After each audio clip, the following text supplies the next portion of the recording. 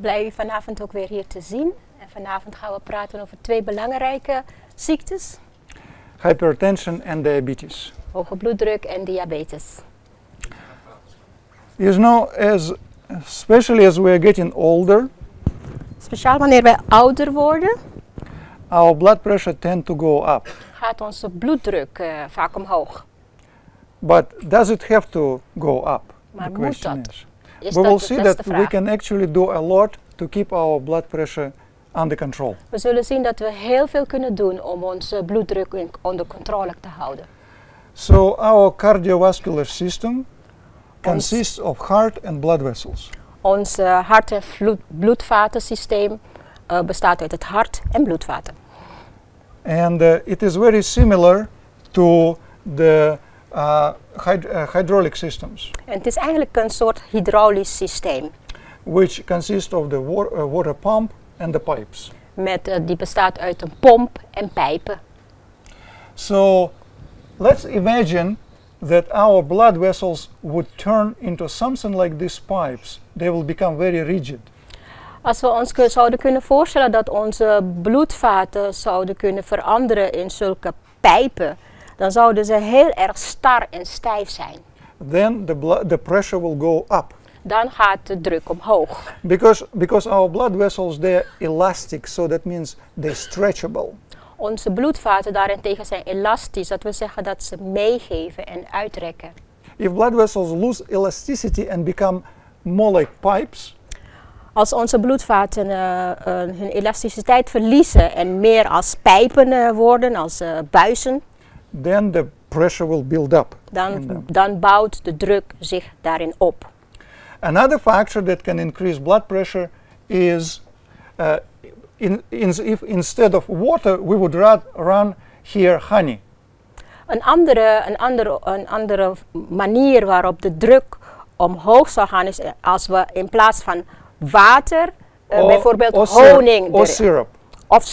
of siroop er doorheen zouden pompen. The thicker is the fluid, the higher will be the blood pressure. Hoe dikker het vloeistof is, hoe hoger de druk. So we will see how we can actually thicken our blood, make it thicker.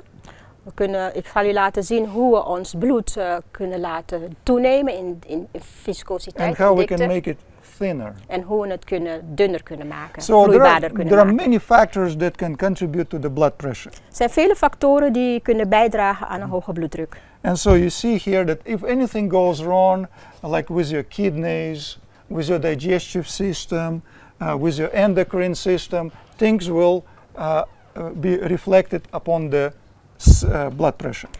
Als op elk van deze aspecten iets verkeerd gaat, bijvoorbeeld met onze nieren, ons hart, ons maag-darmsysteem, dan uitzicht dat in verandering in bloeddruk. So for example, stress and the nervous system can constrict blood vessels.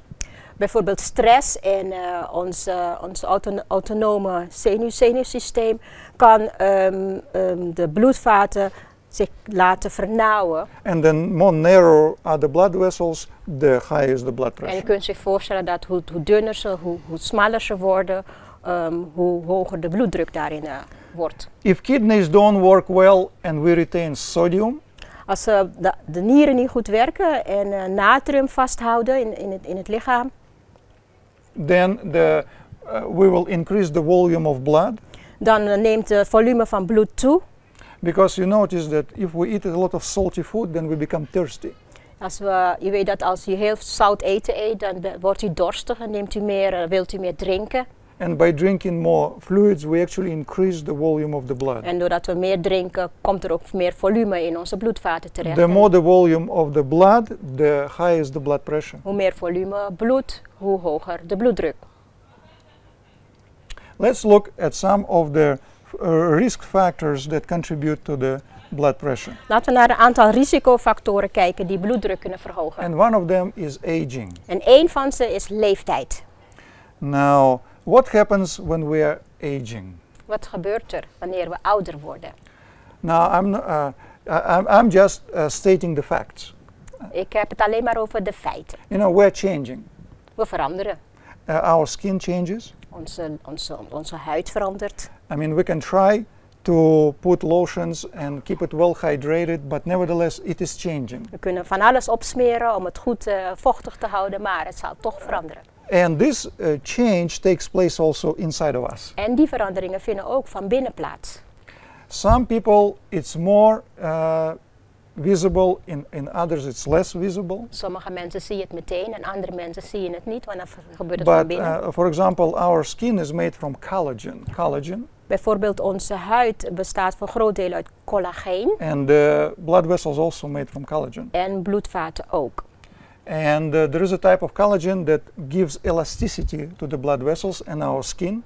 En collageen geeft elasticiteit aan de bloedvaten, maar ook aan onze huid. If I am genetically predisposed to lose that amount of that elastic collagen, als ik bijvoorbeeld vanuit mijn genetica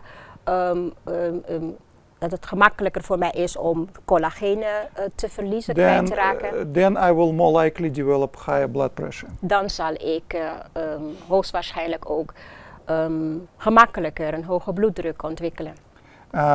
Consumption of the alcohol is also related to the elevated blood pressure. Alcohol drinken wordt ook in verband gebracht met hoge bloeddruk. Exact mechanism is not fully understood. De doktoren, de wetenschappers weten niet precies hoe het in zijn werk gaat, wat het mechanisme erachter is. But whether we understand it or not, there is a connection between high blood pressure and the alcohol. Maar of we het nu begrijpen of niet, er is een verband tussen alcoholinname en bloeddruk.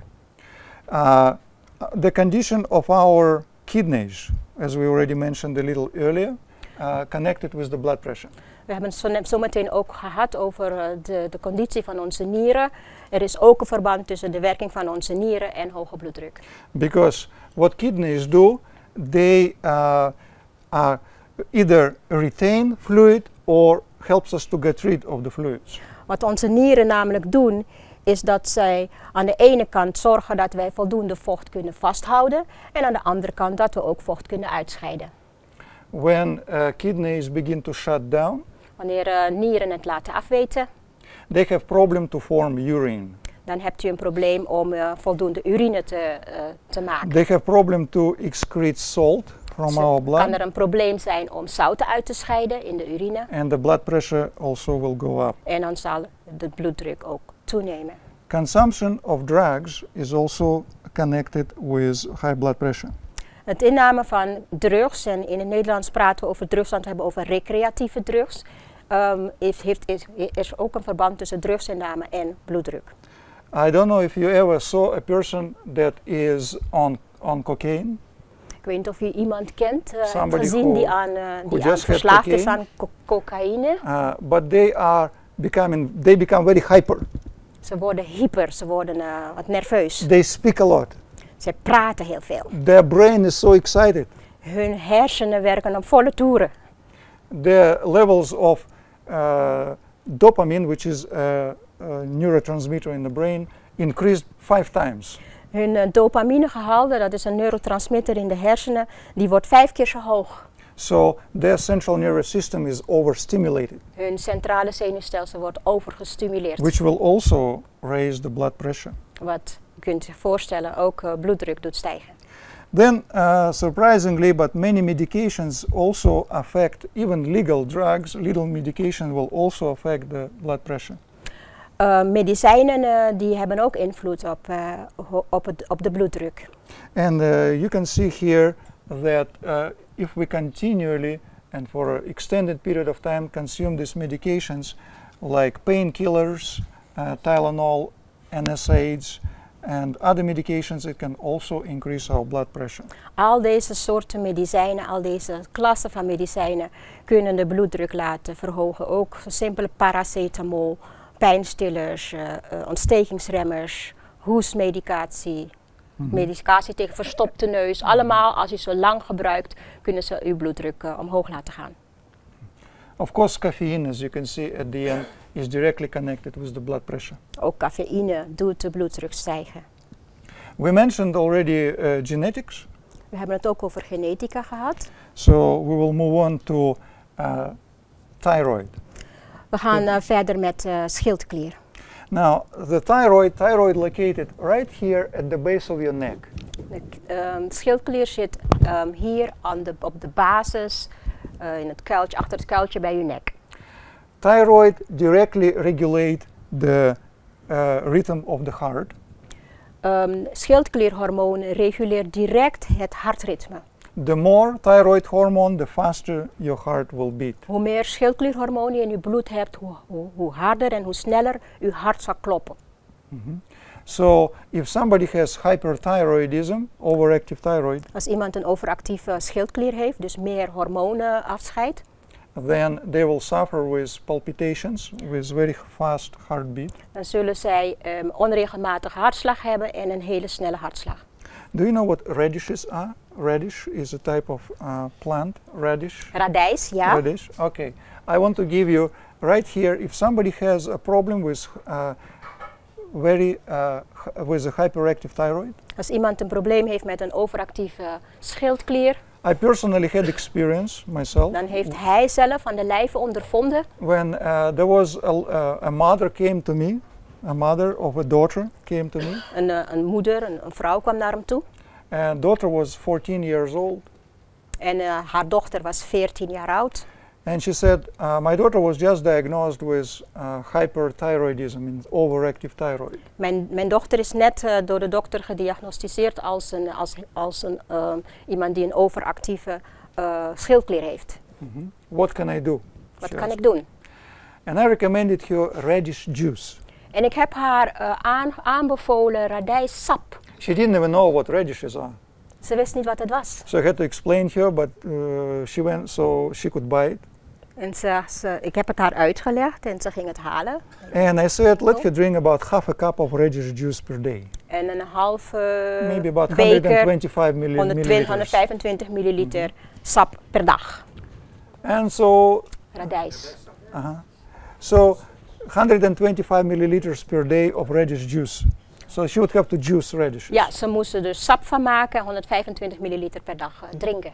And so she left, and they actually moved out from that area. And I didn't see her for about 2 months. En ik heb haar, ze verhuisden, ze gingen weg waar ik ze had ontmoet. En ik heb haar 2 maanden lang niet gezien. And then one day, she came, about 2 months later, she came unto me. En 2 maanden later ontmoette ik haar weer. Because she was driving through our place, and so she stopped to see me. Ze was in de buurt, dus ze stopte en kwam even bij mij langs. And she was so happy, she was so amazed. She said, my daughter's heart rate now is 90. En ze zegt, ze was zo blij en ze zei tegen hem van, de hartslag van mijn dochter is nu 90. So from 140 van 140 at rest. So that means the person is just sitting doing nothing and the heart is beating like she's running.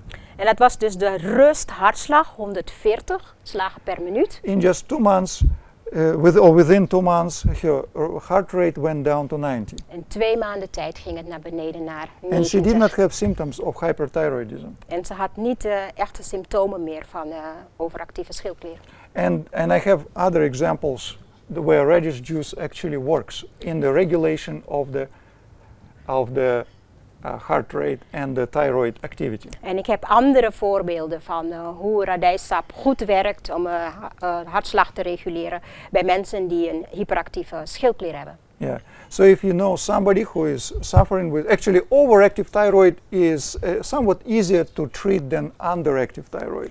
Hij zegt van een overactieve schildklier is gemakkelijker te behandelen dan een schildklier die juist niet goed werkt. You can recommend them to take half a cup of radish juice per day for several weeks. Voor een hyperactieve schildklier kunt u hem aanbevelen, kunt u het advies geven om dus radijssap 125 milliliter per dag te drinken. Oh, you juice it. If you have a juicer, just make a juice. Have you ever made the juice? That's it. Yes, just make a juice. Dus je kunt er gewoon like sap you would make apple juice. Ja. No. You can mix it with water if it's too strong for you to drink. You can just dilute it as long as you drink the half a cup. Hij zegt van hem, It doesn't matter if it's diluted, you mix it with the water or not. je maakt er gewoon sap van, zoals je appelsap maakt. En als het te sterk is om te drinken, dan kun je het aanlengen met water. Yeah, so if you know how to make apple juice, your own, or orange juice is the same way with radishes. Okay. Very simple, but it surely works. Yes, at least in my experience I had good results with it. Zeg, in zijn ervaring werkt het heel goed. Okay, so let's say one more word about overactive thyroid and the heart. Nog een opmerking over hyperactieve schildklieren in het hart. When the heart is racing, Wanneer het hart dus heel snel klopt. even in a normal person. Zelfs als je niet ziek bent. Like, for example, from anxiety. Als je dus bang bent of angstig bent. So you can just apply cold on the thyroid. Kun je Cold on the thyroid, like compress? cold compress on the thyroid. Kun je een koude compress tegen je keel aanleggen.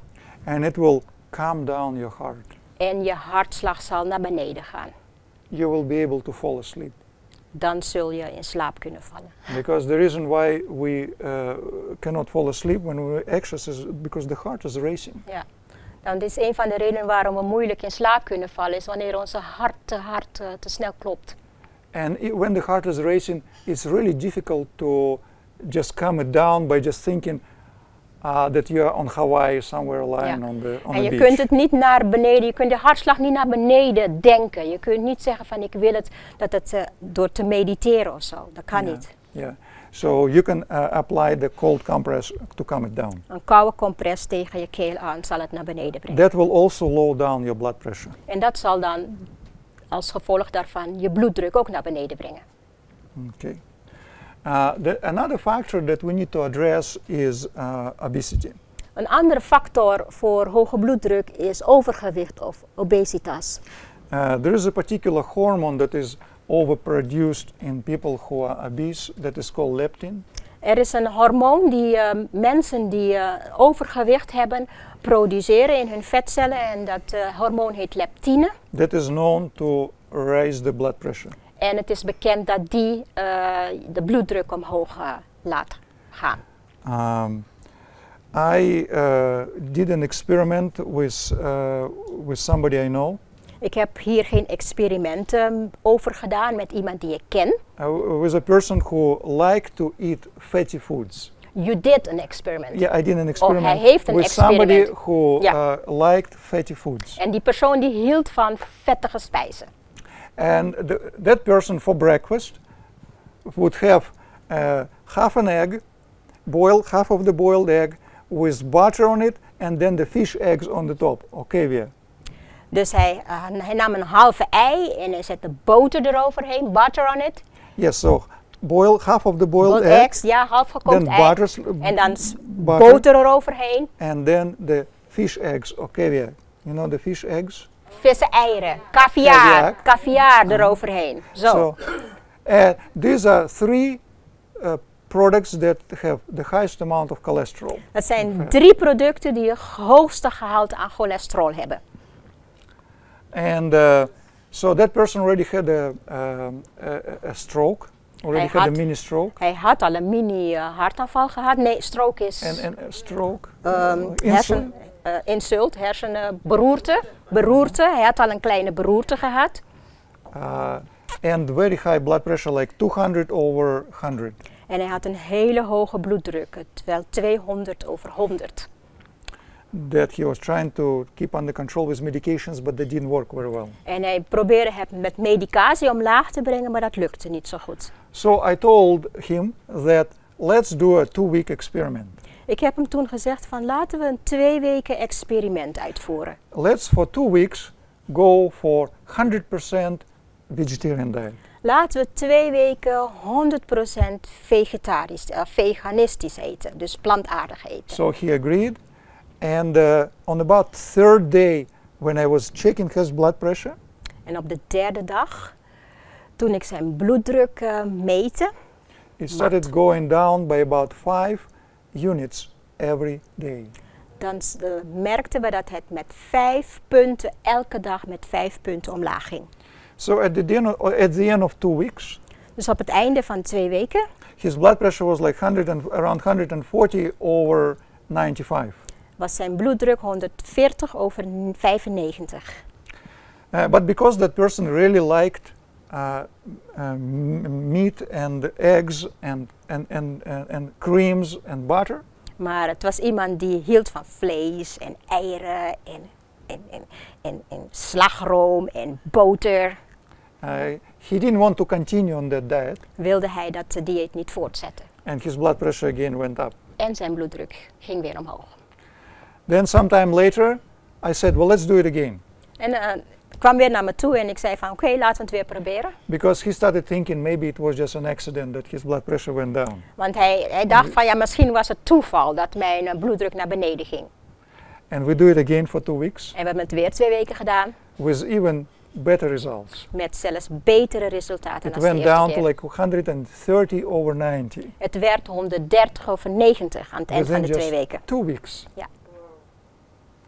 So there is a direct connection between this high-fat diet and the blood pressure. Er is dus een directe verband tussen hoge bloeddruk en vettige eten. Physical inactivity also contributes to the high blood pressure. Fysieke inactiviteit, dus weinig lichaamsbeweging, draagt ook bij aan hoge bloeddruk. You know, when we exercise, our blood pressure actually goes up. Wanneer we natuurlijk in beweging zijn, gaat onze bloeddruk omhoog. But then it actually goes down. Maar dan gaat het geleidelijk aan naar beneden. And if we exercise regularly, then our blood pressure will be lower than als if we- we would not exercise. En als we regelmatig lichaamsbeweging hebben, dan zal de basisbloeddruk lager zijn dan wanneer wij geen beweging hebben. You know, sometimes they ask a question, what is better, to smoke and to be a moderate smoker and exercise, or not to smoke at all, but and not exercise, not to move at all, but be like this boy all day long? Soms What do you think is worse? soms vragen ze van wat is beter? Gematig roken en niet bewegen, of niet roken en wel bewegen? Of course, the best is not to smoke and exercise. We would agree with that. Het beste is om niet te roken en te bewegen. But if we are not moving, it actually makes a dramatic impact on our body. Maar als wij niet bewegen, dan zien we dat het een dramatische effect heeft op onze gezondheid en ons welbevinden. So the movement is very important. Physical exercises are very important. Beweging, fysieke activiteit is heel erg belangrijk. I would encourage you at least 30 minutes brisk walk. Ik zou u willen aanraden op zijn minst 30 minuten flink doorstappen. That means some moderate exercise. Dat betekent dus gematigde You know, there is mild activiteit. exercise, moderate exercise, and intensive exercise. Oké, dit is een gemiddelmatige activiteit. Je hebt milde, middelmatige en hoge activiteit. En wij adviseren moderate. Yeah, Gemiddeld there is mild, moderate, and intense. Yeah. Intensive exercise. How can you tell the difference between 3 of them? Hoe kunt u het verschil zien, merken? When you do mild exercise is when you can exercise and sing. Wanneer je mild That's mild. beweegt, kun je bewegen en zingen tegelijk. With moderate exercise, you cannot sing, but you can talk. Middelmatige, gematigde activiteit kun je wel praten, maar niet zingen. With intense exercise, you cannot talk. Als je intens bezig bent, kun je niet praten. So basically, that's the intense. So we're talking about moderate exercise. So with moderate exercise, how do you describe the moderate exercise? You can talk, right? You can talk, but you yeah. cannot sing. Ja. So, Dus als we het over gemiddeld hebben, dan kun je praten, je kunt niet zingen. and a good example is a brisk walk. In fact, you can even wear some weights in your hands as you're walking. Als je een flink doorstappen en dan wat gewichten in je handen en flink doorstappen, dat is gemiddelde activiteit. And so at least I would say 5 days a week you should do that. Je moet dat minstens 5 dagen per week doen. How many of you agree that we need to exercise? Wie van u is het ermee eens dat je moet bewegen?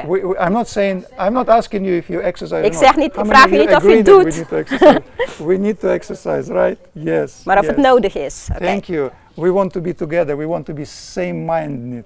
Same-minded. Ik wil dat we één van zin zijn vanavond. What's that? She said buy a dog. Koop een hond. Yes. Yes, that's right. You can walk a dog, you know. Sometimes people do it from the car or from the... Ik ken mensen die hun hond ook uitlaten met de auto's. I've seen in the United States they walk the dog from the car. They wheel the dog. They walk the dog, yes. So that will not help the owner. It will help only Dat the helpt dog. alleen maar voor de hond, niet voor de eigenaar. Okay. So we mentioned already about salt. We hebben het ook over zout gehad. And that our bodies are not made to handle salt very much. Ons lichaam kan zout eigenlijk niet goed aan. So that's why we need to understand that salt not only can affect the blood pressure, Dus we moeten begrijpen dat dat zout dat we innemen niet alleen maar effect heeft op de bloeddruk. but it's also a cancerogenic agent when we consume too much salt. Maar het is ook kankerverwekkend als wij te veel zout gebruiken. And we need about half to 3/4 of a teaspoon of salt a day. We Half hebben to per 3/4. dag maar een halve tot een 3/4 theelepeltje zout per dag nodig. Which is about between 1 and 1.5 grams of salt a En day. dat is ongeveer 1 tot 1,5 gram zout per dag.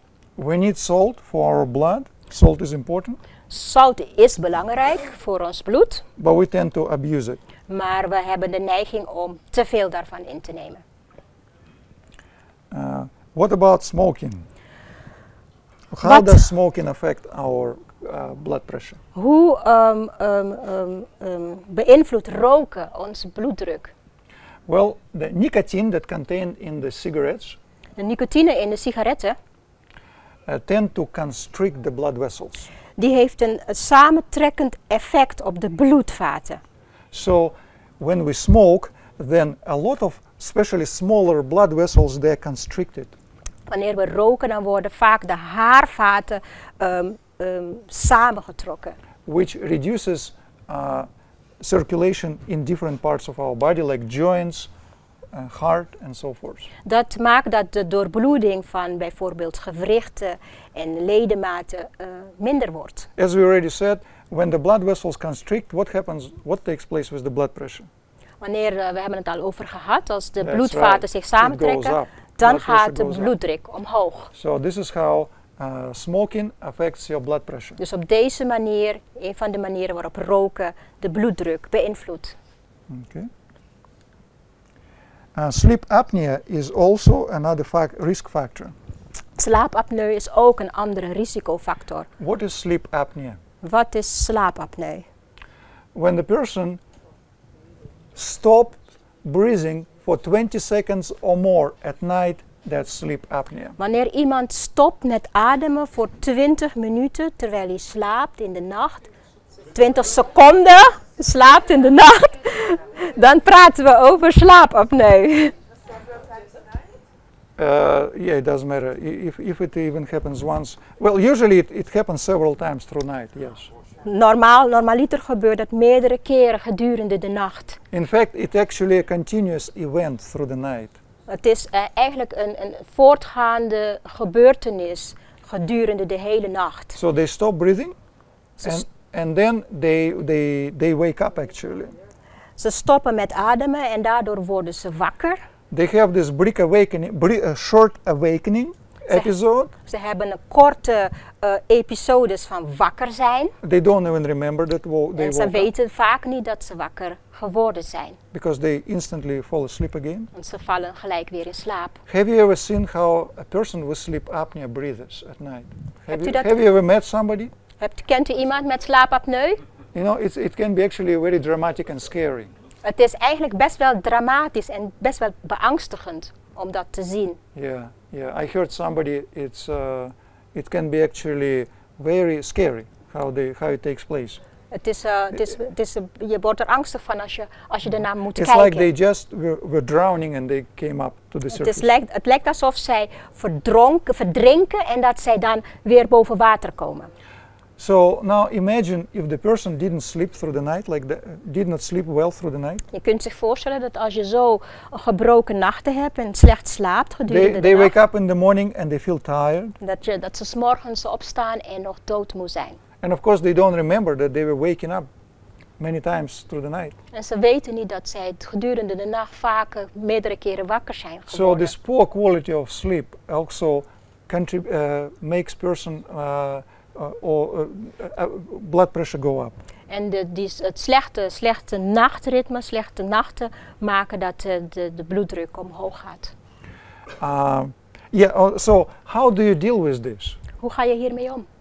Now, one of the main contributing factor to the sleep apnea is obesity, actually. Een van de factoren die bijdraagt aan slaapapneu is vaak overgewicht. Yeah. So reduction of weight in most of the cases will take care of the problem. Meeste van de gevallen, als mensen afvallen, dan verbetert dat de slaapapneu. Okay. So yeah, things are connected. Ding. What's that? Little children. Yeah, it happens in the children. When it happens in the children or people that are not obese. Het gebeurt ook dus bij kinderen, mensen die niet zwaarlijvig zijn. It can have something to do with the anatomy of their facial bones. Dan heeft het vaak te maken met de anatomie van hun botten in hun gezicht, in hun hoofd. Where the throat is closed. So one of the ways is maybe to prop them up so that they would be a little bit elevated. Iets dat het verhelpt is om hen op een verhoging te laten slapen, zodat hun dingen niet naar binnen vallen. Instead of being completely like horizontal, you can slightly prop them up, Yeah. so that can alleviate the problem. Yeah. Or you can even raise the head of the bed itself. Of je kunt de boveneinde van het bed omhoog zetten. And see if that will help. Also, I think some other factors, of course, can contribute to it. Er zijn ook natuurlijk andere factoren die slaapapneu kunnen veroorzaken. Like eating a lot in the evening.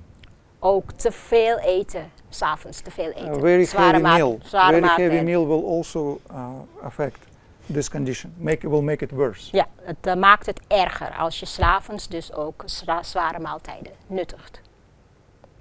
Okay. Yeah. Next is stress. Stress is ook een factor. The way stress works is similar to the nicotine. De manier waarop stress werkt is eigenlijk dezelfde manier zoals nicotine werkt. Because stress constricts the blood vessels. Stress maakt dat de bloedvaten zich ook weer samen gaan trekken. When we are stressed, we are ready to fight or to flight. Wanneer we gestrest zijn, dan zitten we in de vlucht- en vechtmodus. And so this chronic stress leads to the elevated blood pressure. En as well. chronische stress leidt tot een verhoging van de bloeddruk. How do we deal with it? Hoe gaan we daarmee om? Well, there is what's called stress management. Er is iets dat stretch management What heet. is the easiest stress management, do you think? Wat is de gemakkelijkste stressmanagement?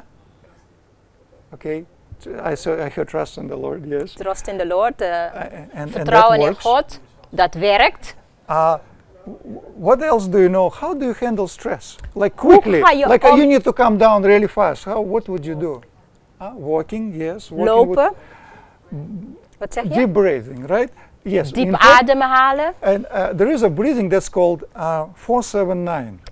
We hebben een ademhalingsmethode die 4-7-9 heet. That means you put a clock in front of you, Je zet een klok voor je and then you breathe in 4 seconds. en je ademt 4 seconden in. Then you hold your breath for 7 seconds. En dan hou je adem in voor 7 seconden. Then you breathe out for 9 seconds. En dan adem je langzaam gedurende 9 seconden uit. So you will do it 4 times a minute. Doe het 4 keer per minuut. Now, if you cannot hold for 7 minutes, for 7 seconds, you can hold it for maybe 5 seconds. En als het u 7 seconden niet lukt om uw adem in te you houden, dan cannot begint breathe u met out for 5. 9 seconds, you can maybe just breathe out in 5 seconds. En als je niet kunt uitademen gedurende 9 seconden, dan begin je met 5. But this alteration of breathing in, holding and breathing out, Maar deze methode van inademen, vasthouden en uitademen, especially try to make the breathing out longer than breathing in. maakt bijvoorbeeld het uitademen langer, langzamer en langer dan het inademen. Because especially when you breathe out, Want speciaal wanneer je aan het uitademen bent, there is a special nerve in your body that is called vagus nerve. dan is er een zenuw in je lichaam die heet de vaguszenuw. It's stimulated, this nerve is stimulated. Die wordt gestimuleerd daardoor. And that nerve actually makes you to relax. En die zenuw maakt dat je een relaxed gevoel krijgt. I remember we had a health program in one town. We hadden een gezondheidsprogramma in een stad. Where we would measure people's blood pressure. Waar mensen hun bloeddruk meten. And a woman came and she had high blood pressure. And I said, well, when I measured, she had a high blood pressure. And I said, well, let's try this exercise. En toen ik haar bloeddruk meette, was het hoog. En ik zei tegen haar, laten we deze oefening proberen. But she said, no, I don't think it's going to work. That's too simple. Ze zei, nee, ik denk niet dat het bij mij gaat werken. Het is te simpel. I said, well, let's try. It's so easy. Ik zei, laten we het proberen. Het is heel so gemakkelijk. we did it. She did it 10 times. We hebben het gedaan, 10 keer. We measured her blood pressure. Ik heb haar bloeddruk weer It gemeten. went down by 20 points. En het gaat vast naar beneden gaan met 20 She was so punten. surprised. She said, oh, I'm going to tell my husband about it. Ze was zo blij. Ze zei van, ik ga mijn man vertellen. Then another man came after her. A man came. Een andere man die kwam na haar. Same thing. I checked. He had high blood pressure. Bloeddruk hoog. I said, let's do this exercise. En ik zei, laten we deze oefening doen. And he was so skeptical. No, I don't En think die it's zei going ook to van, work. bij mij gaat het ook niet werken. But I convinced him, so he did 10 times. En hij heeft het 10 keer gedaan. Ik heb hem overtuigd. His blood pressure went down 25 points. En zijn bloeddruk ging met 25 punten naar beneden. He was like a different man. En hij was een andere man.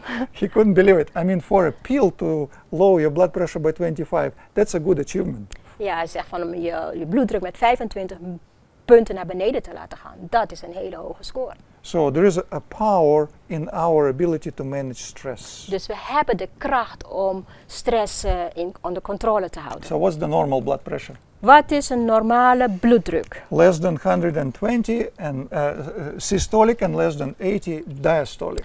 120, minder dan 120 bovendruk en dat is systolische druk en minder dan 80 diastolisch onderdruk. So if you have 90 over 60, that's pretty much ideal.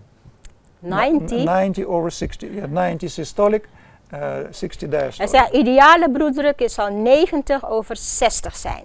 Yeah.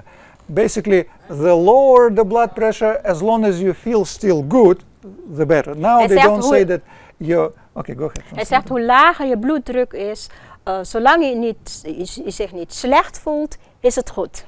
And so 90 over 60 is the blood pressure where you can be a marathon runner. 90 over 60. 90 over 60 is de bloeddruk die een marathonrenner heeft. But I would not recommend you to run a lot. Maar ik zeg niet dat u marathons moet gaan rennen, want het kan ook slecht zijn voor u. But with that blood pressure you could be potentially a marathon runner. Maar dat is een bloeddruk die een marathonrenner heeft. And you would also probably live longer with that. The lower your blood pressure, the more likely you will live longer. Hoe lager de bloeddruk is, hoe meer kans u heeft om langer te leven. The higher is the blood pressure, the shorter is the expected lifetime. Hoe hoger de bloeddruk is, hoe korter de levensverwachting is. You can compare it with the car. Je kunt het met een auto vergelijken. When you push, if you have to push the car, always the pedal to the floor. Als je altijd plankgas geeft. And then on another car, you push the pedal only half. En aan een andere auto doe je het maar voor Which de car helft. you think will run longer? Welke auto denkt u dat u het langst Well, meegaat? the one that you abuse less, right? Nou, natuurlijk, degene die u minder mishandelt. So when the blood pressure is high, it's like our heart is abused. Wanneer onze bloeddruk te hoog is, dan wordt ons hart eigenlijk misbruikt. Okay. Then you have also if your blood pressure between 130 and 139 systolic and 89 diastolic. Bloeddruk fase 1 130, 139 bovendruk en 80, 89 onderdruk. Actually, now it's believed to be already hypertension stage 1. Dat wordt hoge bloeddruk fase 1 genoemd. In all the days they were saying only when it's 140 over 90 and higher, that's hypertension. Vroeger zeiden ze dat het alleen maar wanneer het hoger was dan 140 over 90 dat hoge bloeddruk was. But now they actually say that if it is already 130 and higher or over 80, that's already hypertension. En nu zeggen ze dat als het al 130 over 80 is, dat het al hoge bloeddruk heet. By the way, so this first number is when the heart is contracts, when the heart contracts and pushes the blood. De bovendruk is de druk, systolische druk heet dat, is de druk wanneer het hart pompt. And the second number is when the heart is relaxes. En de onderdruk is de druk in de aderen wanneer het hart in rust is. And then the blood pressure, hypertension stage 2 is if blood pressure over 140 and over 90. En fase 2, hoge bloeddruk fase 2 is dus 140, meer dan 140 bovendruk en meer dan 90 onderdruk. Okay, well, let's now see, okay.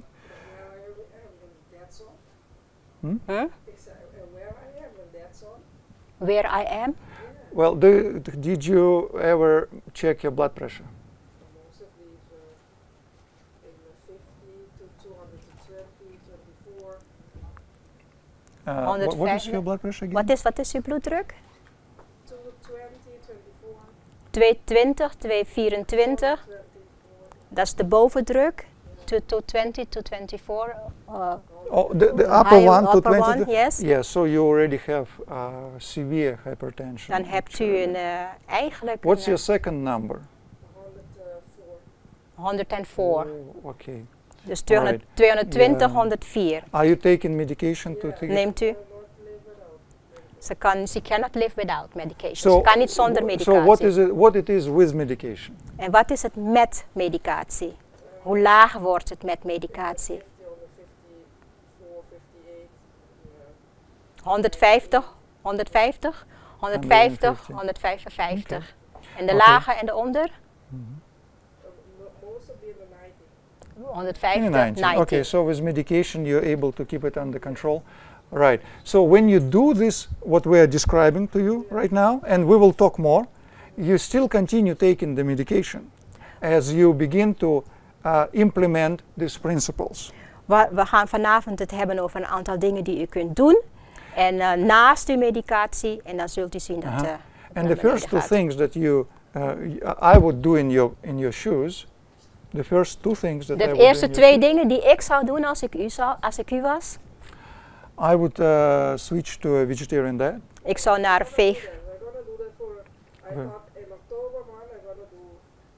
Very good. Very good. So we hope that this will be an inspiration for you. We hopen dat het vanavond een inspiratie voor u is. Yes, I remember very well. Yes, we talked about it. Yes. So we will Can I explain for the Sure, go people? Ze zei dat ze in oktober gaat beginnen met een vegetarisch dieet en dat deze bijeenkomsten voor haar een inspiratie zijn om te gaan veranderen. Oké. Okay. And I hope this will be inspiration for all of us. En ik hoop dat het voor u allemaal een inspiratie Whether is. you have high blood pressure or not, these principles will keep your blood pressure normal. Of u nu een hoge bloeddruk hebt of niet, de principes die ik u ga vertellen, die gaan u helpen om uw bloeddruk onder controle te houden. Because it is very important to remember that blood pressure is a silent killer. Het is heel belangrijk om in gedachten te houden dat bloeddruk, hoge bloeddruk, eigenlijk een stille moordenaar is.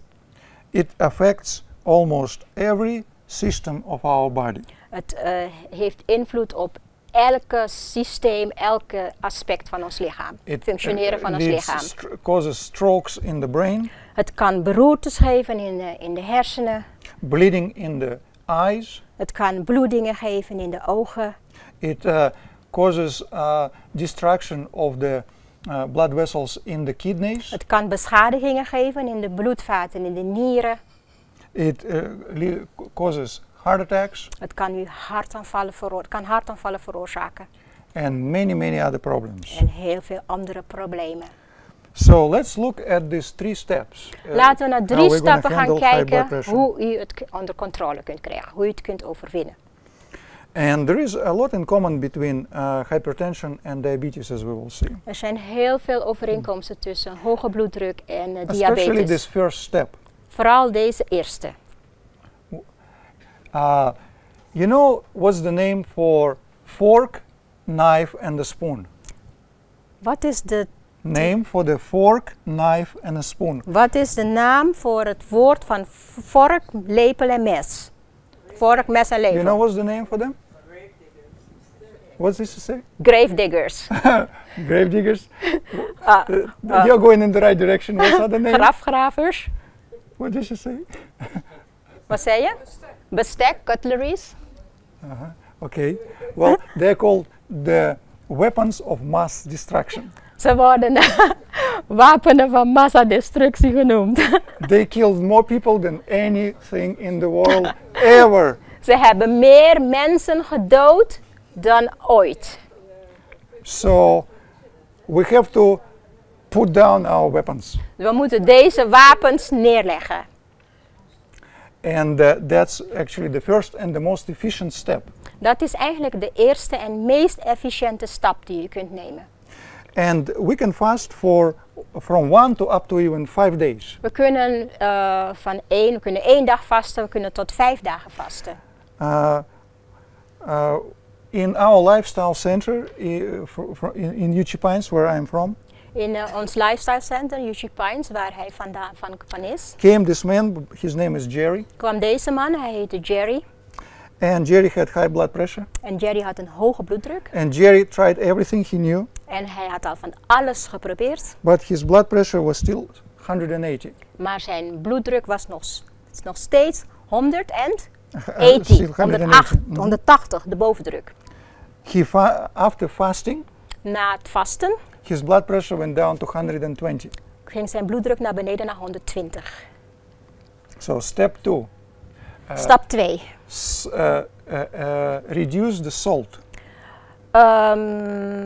Minder zout innemen. Low salt diet, as we already said. Zoutarm dieet. In fact, Zoutarm. Kan je eerst nog verder uitleggen hoe dat gaat, dat vasten? She wants to know how to fast. okay, Not to eat. yes. Ze gaat niet eten. Actually, that's right. Now you can easily fast from 1 to 3 days. Je kunt gemakkelijk zeggen, dit is gemakkelijk vol te houden, 1 tot 3 dagen. In fact, if you want to fast longer than 3 days, maybe you may need a doctor's supervision. Als je langer dan 3 dagen wil vasten, misschien moet je dat onder begeleiding van een arts doen. But usually a normal person can fast 3 and even up to 5 days. Normaal gezond persoon kan 3 tot 5 dagen vasten. So 3 days is easy. Just make sure you drink plenty of water still. 3 dagen is gemakkelijk, zegt hij. Wees er zeker van dat u genoeg drinkt, heel veel water drinkt. Yeah, and exercise the willpower. You know, it's not easy. En wees maar, ja, hoe moet ik zeggen? You may ask. Vastbesloten. You may ask members in your family to support you. Vraag mensen in je omgeving om je te steunen, om bij te staan. To be more understandable. Om eraan te denken dat je aan Maybe het it's vasten better bent. to do it over the weekend or during like longer holidays where you don't have to work. Ja, misschien is het gemakkelijker om te doen in het weekend of in de vakantie wanneer je niet hoeft te werken.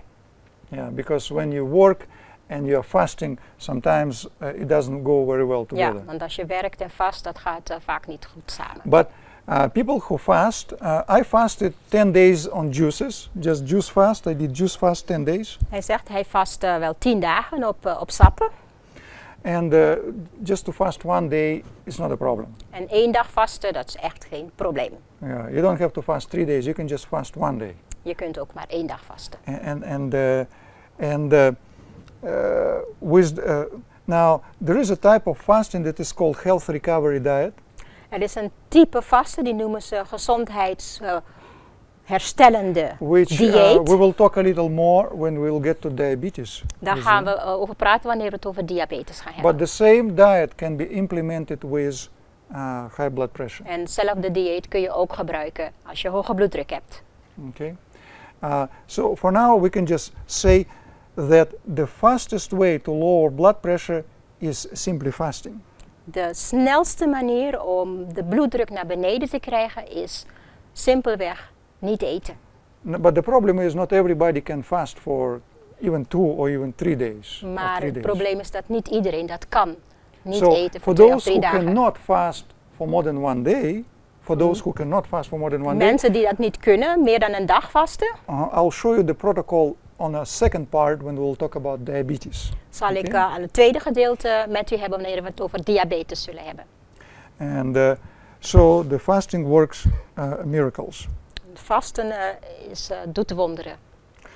Now we had also another another patient that came to our lifestyle center. His name is Reggie. Reggie, een ander patiënt die bij ons in het lifestyle centrum kwam. Reggie had hypertension and already kidney failure. Reggie had hoge bloeddruk en hij had ook al nierfalen. His kidney function was reduced by over 50% already. Zijn nieren functioneerden maar nog voor minder dan 50%. So he had less than half of the potential of his kidneys left. Er is nog maar dus minder dan de helft van zijn potentie, van zijn nierpotentie had hij nog.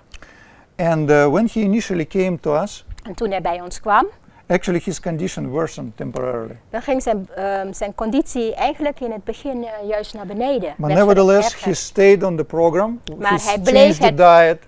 He exercised. Hij bleef het programma volgen. Hij veranderde zijn dieet. Hij deed de oefeningen. And not only his blood pressure improved. En niet alleen ging zijn bloeddruk naar beneden. But even his kidney function improved. Maar ook zijn nieren gingen beter functioneren. And you know what? I've seen it very many times. En ik heb dat zo vaak gezien. When people would come to us and they would have less than 50% of their kidney function left. Als mensen bij ons komen en minder dan 50% niercapaciteit hebben. And they would change their diet. En ze veranderen van dieet. And their kidney function would improve by about 15-20%. En hun niercapaciteit ging met 15 tot 20% omhoog. It's really amazing. Het is echt wonderbaarlijk. Because you cannot even describe what these people feel when they move away from dialysis. Ja, want je kunt je niet voorstellen hoe deze mensen zich voelen als ze niet meer hoeven te dialyseren. So there is something in our kidneys that if we will change our lifestyle. Er is iets in onze nieren dat als wij onze lifestyle, onze levensstijl veranderen, they improve their filtering ability. Dan neemt het filter en het reinigingscapaciteit ervan toe. Yes, and so both his hypertension and the kidney failure improved within just several months. It took him several months though. Bij hem duurde het een paar maanden, maar zijn bloeddruk en zijn niercapaciteit die verbeterde.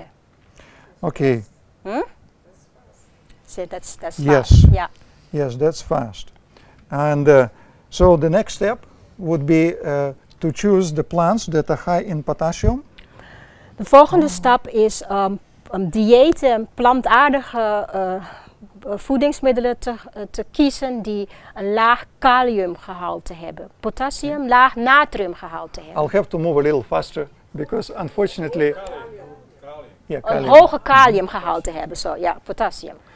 So I apologize for moving a little faster. I wish we could just talk with you about blood pressure for like 3 hours, right? But we gaan een beetje wat meer tempo moeten maken. I'm sorry if I don't stop long enough on every item. I wish I could just tell you about each one of them. Then step 4, there are blood pressure reducing foods like these ones.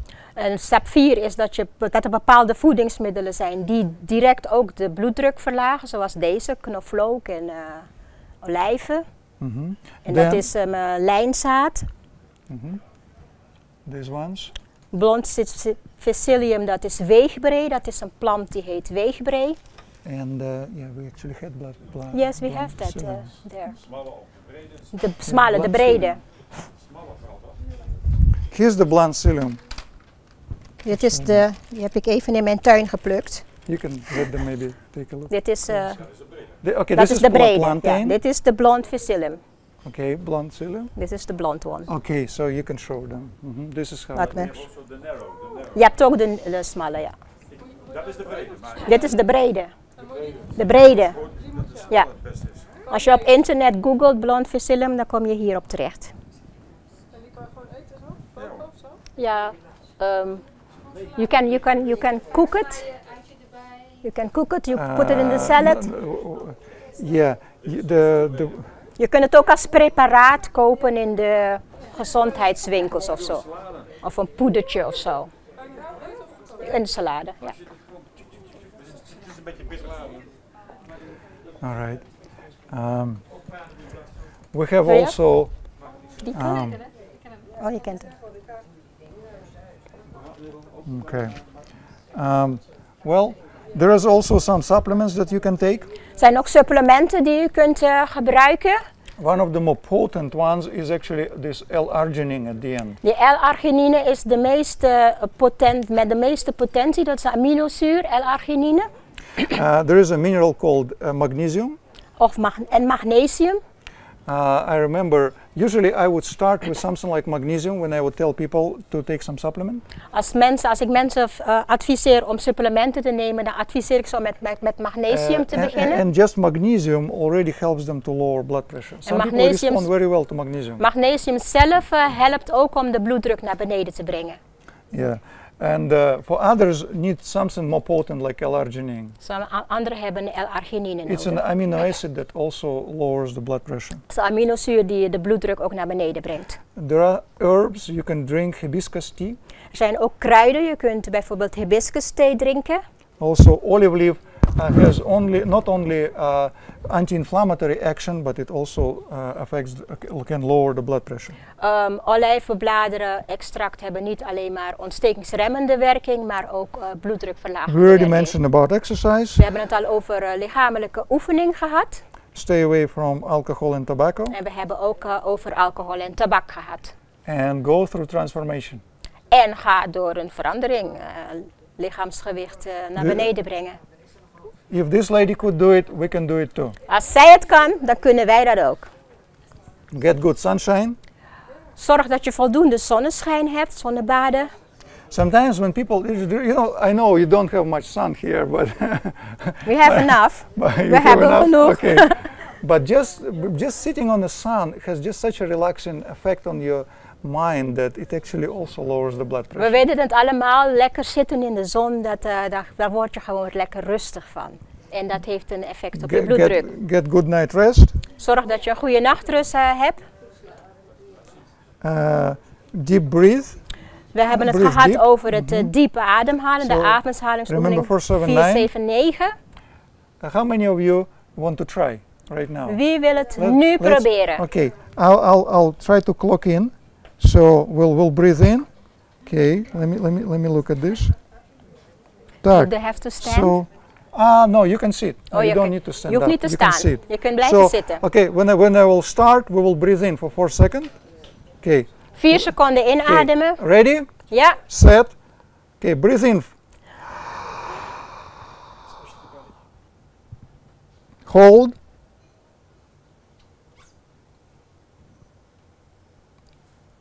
Breathe out.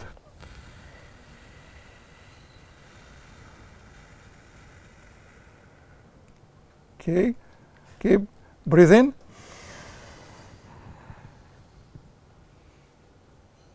Hold. Breathe out.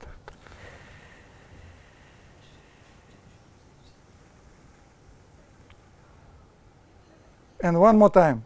Okay, breathe in.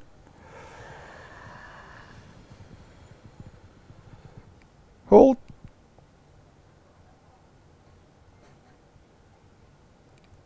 Breathe out.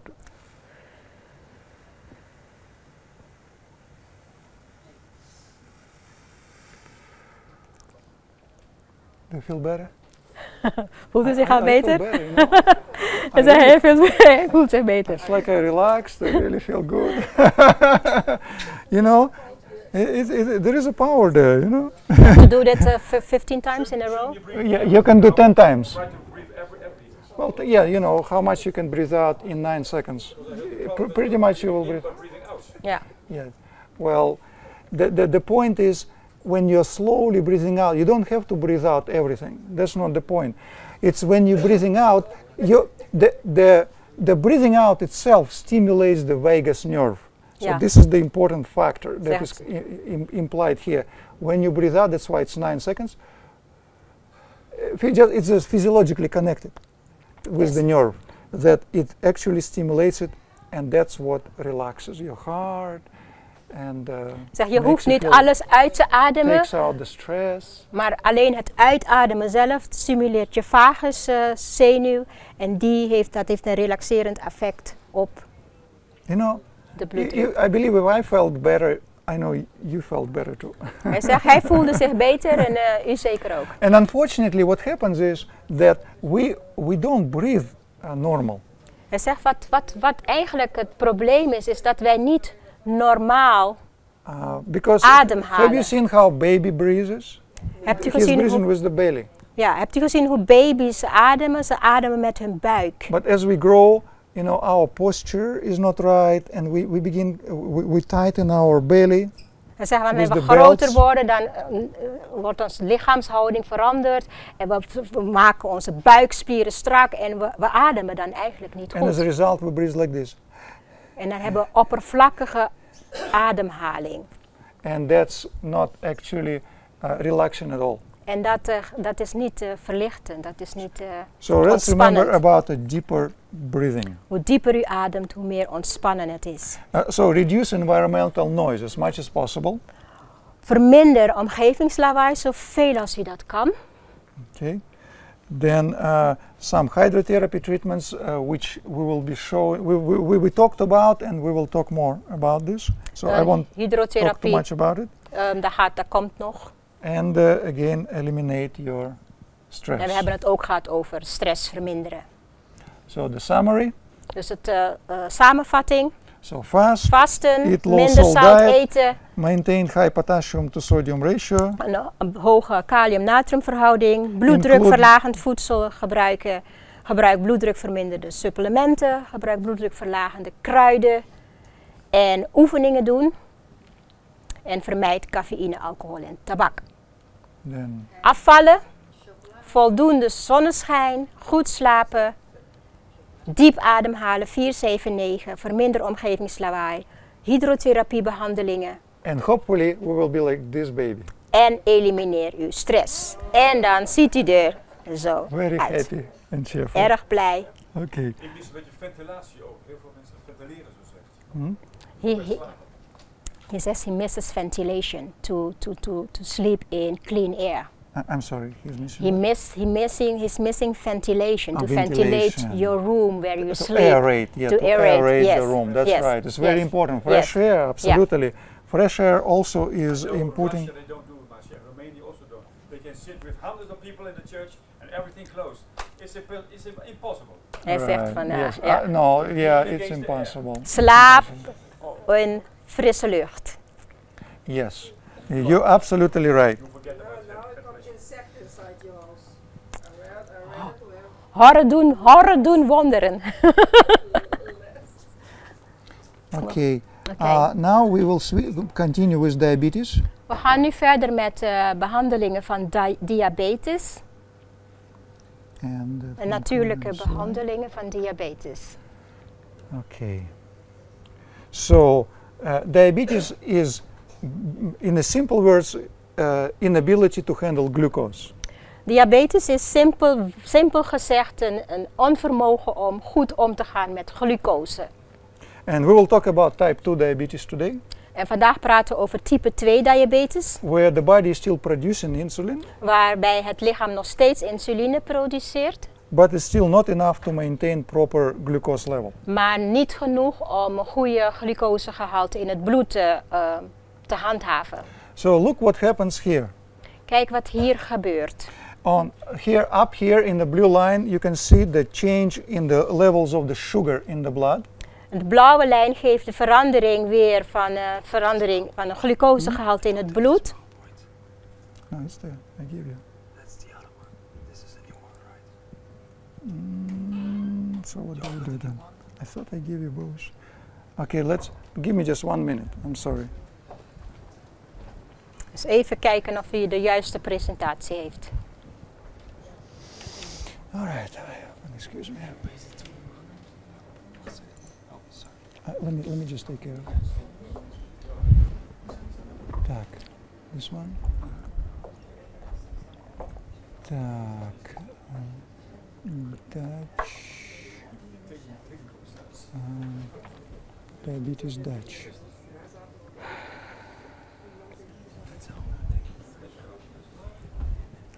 All right. Everything is good. Yes. So the upper, the blue line is the change in the glucose level. Glucose niveau during the years. Yes, throughout the years. Ja, glucosegehalte in het bloed verandering gedurende de jaren. Yes, and this is the change in the insulin levels. En dat is de verandering in insulinegehalte So as the gedurende de glucose jaren. level goes up, Dus als de glucosegehaltes omhoog gaan, and why glucose level goes up? Why glucose level goes up? waarom gaan glucosegehaltes omhoog? I will tell you right up front that it has to do with the accumulation of the fat in the cells. Het heeft te maken met de accumulatie van vet in cellen. Yes, when the more fat is in the cells, Hoe meer vet er in de cellen is, en dat gebeurt during the years, the more gedurende de jaren, sorry. the more they're resistant to the insulin. Hoe meer resistent de cellen worden tegen insuline. And the higher will be the levels of the sugar in the En blood. hoe hoger dan de glucosegehaltes in het bloed worden. But as you can see in the beginning, as the insulin goes up, In het begin zie je dat de insulinegehalte dan omhoog gaat. even though there is already resistance, the glucose levels are normal. Ook al is er al sprake van insulineresistentie, blijft het gehalte van glucose nog constant. So the person does not even know yet that he already has problem with the sugar. Dus die persoon die weet nog niet dat hij eigenlijk al een probleem heeft om zijn suikergehalte in zijn bloed onder controle te hebben. And as you can see, the level of insulin can double actually. Je kunt zien dat de hoeveelheid insuline wel 2 keer zo hoog kan worden. And this is actually the fasting insulin level. That means in the morning. Dit is een insulinegehalte in de morgen, wanneer er dus nog niet gegeten is. Wanneer mensen nog niet let's gegeten say hebben. average person has it between 6 and 8 units in the morning. Iedereen heeft tussen de 6 en de 8 punten, A person units. with diabetes will have it twice as much. Iemand die diabetes is, heeft 2 keer zoveel insuline. But then there is a certain level when it plateaus, doesn't go any higher. Dan kom je op een niveau waar het niet meer hoger wordt. And now the sugar continues to go up. En dan zie je ook dat de suikergehalte omhoog gaat. Glucosegehalte omhoog gaat. But now look what happens. Type 2 diabetes changes into type 1. En dan zie je dat op een gegeven moment type 2 kan veranderen in type 1 diabetes. Because the pancreas burns out. Van de pancreas wordt overgestimuleerd. It's been overworking for very long. Heeft daar al jarenlang te hard gewerkt. So it burns out. Dus het stopt. Burns out means yes, it loses capability to produce insulin. Het verliest zijn capaciteit om insuline te So maken. now the insulin level goes down because it burned out. Insulinegehalte gaat dan omlaag, omdat de pancreas, alvleesklier, geen insuline meer maakt. And notice at certain point it actually begins to go into, this is where the type 1 diabetes develops. En daar wanneer hij door die lijn gaat, die 100% lijn gaat, zie je dat type 1 begint op te treden. To here you have type 2 diabetes. Van het begin tot daar, tot wanneer je door die 100% lijn gaat, heb je type 2 diabetes. Because insulin levels either normal or above normal. Dus zie je dan, omdat dan de insulinegehaltes normaal zijn of boven normaal. But then as years goes on, als mensen ouder worden, the insulin levels go below the basal line. Dan zie je dat de insulinegehalte minder So here it's worden, already minder type dan 1. de normaal. En dan heb je type 1. Type 1 diabetes, and that's when the sugar already shoots up. En dan zie je ook dat de glucosegehalte in type 1 diabetes omhoog schiet. Okay, let's look at the normal levels. Laten we naar kijken wat normaal is. Our fasting blood sugar, that means in the morning, Fasting in de morgen, wanneer je dus nog niet gegeten hebt, should be less than 5.6 millimole per liter. Zo 5,6 millimol per liter, dat is een maat voor het glucosegehalte in het bloed, moeten zijn. In fact, 4.9 would be even better. Dus eigenlijk zou 4,9 zelfs beter zijn. But anyway, that's the normal. Pre-diabetes is between 5.6 and 6.9. Pre-diabetes, dus als je nog niet weet dat je diabetes hebt, maar je hebt al een paar symptomen, dan zit je tussen de 5,6 en de 6,9. And the diabetes is when your fasting glucose level is 7 or more. En diabetes, je hebt diabetes als je dus 7 millimol hebt in de morgen wanneer je nog niet gegeten hebt. Okay. We'll skip this and we'll move on already with you directly to the how to deal with diabetes. En hoe kun je hiermee omgaan? Wat kun je daaraan doen? We'll lay down the weapons of mass destruction again. We gaan weer vork, lepel en mes neerleggen. And we can again fast. We kunnen weer gaan vasten. And now how do we fast is here I'll show you the actual steps for fasting. I'll fast forward. Hij gaat even naar voren, want hij heeft een aantal. Okay, here you go. Hier wat instructie over vasten. So first day, so this cycle is calculated for 7 days. Hij zegt van dit programma is voor 7 dagen. And 2 weeks. En 2 weken. So it means you go twice through the cycle. Je gaat dus 2 keer door deze cyclus heen, So door dit first proces. day fasting. Eerste dag vast. Then day 2 and day 3 you just eat greens, just greens. Ja, dag 2 en dag 3 eet je alleen maar like string beans, plantaardige voedsel. Lemon, garlic, onions. Then day 3, 4 and 5 you just include legumes. You add legumes to it. En 3, 4 en 5? Yes, so the first day fast, the day 2 and 3 is greens. Then day 3, 4 and 5 would be greens and beans. Ja, dus 2 dagen, de eerste 2 dagen eet je alleen maar groenten. De eerste dag vast je, de tweede dag eet je groenten. En 3, 4 en 5 eet je hetzelfde en dan nog bonensoorten erbij. But don't eat beets or carrots or potatoes because they're very sweet. Maar niet dus wortelen, bieten, aardappelen, avocado's, omdat die heel veel suikers bevatten. Also don't eat soy because soy is so high in proteins that it actually can raise your blood sugar. Ook geen soja, omdat hoge eiwitgehalte ook je glucosegehalte naar boven Because laat remember, our liver can actually synthesize glucose from amino acids. Want je lever kan vanuit eiwitten en aminozuren kan hij glucose maken. We have a question. Geldt dat ook voor de type 1? Zoals de eerste dag moet je vasten. Is this also the regime for type 1? No. No, it's alleen type 2. No, it's just type 2 we're talking about. Type 2, 90% of people have type 2 diabetes. Only about 10% have type 1. We praten dus alleen maar over type 2. 90% van de mensen die diabetes hebben type 2 diabetes. No, people with type 1 diabetes, they cannot fast. Mensen met type 1 diabetes, die kunnen niet vasten. But what's interesting, when people, okay, so let's finish this. So day 3, 4 and 5 greens and beans, so now included. And then the day, so first 2, 3, 4, 5, 6, and then on the 7th day you can add non-sweet, like fruits that are low sugar.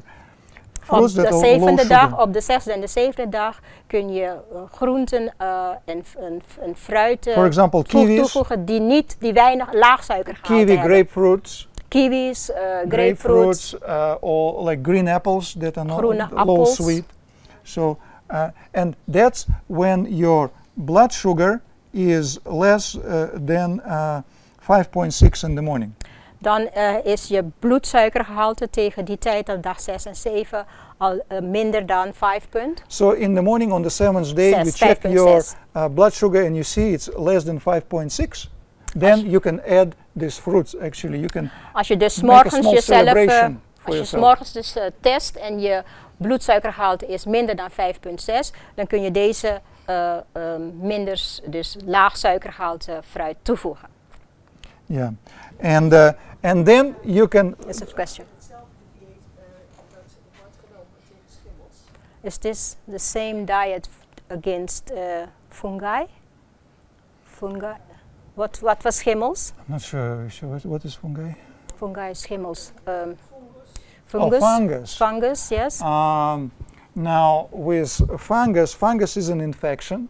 Fungus is an infection, and usually, like fungus where? Are you talking about fungus on your nails and toes, or fungus in your body? Like waarover inside? heb je het? Over een nagelschimmel in je buik, van binnen, inside.